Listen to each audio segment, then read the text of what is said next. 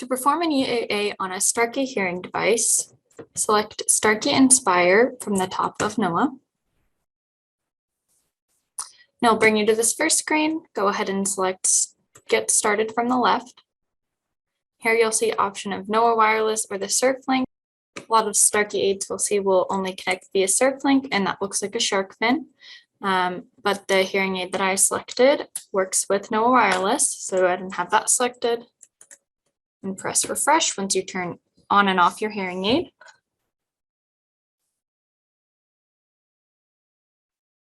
Once your hearing aid is found, go ahead and select and press start.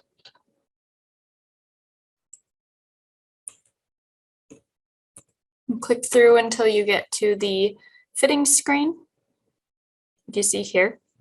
On that left side, go down to Advanced Tools and go to Hearing Aid Test.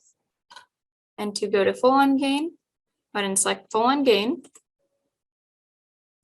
and complete the full on gain measures of the EAA. Once you're done with the full on gain measures, click on Reference Test Gain to complete the rest of your EAA. And once you have finished, go ahead and click Return to User Settings.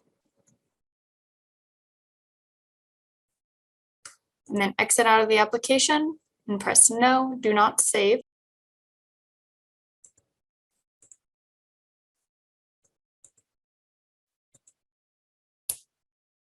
Once exited out, you can look up online the manufacturer specifications to compare, or look at the binder inside the hearing aid room.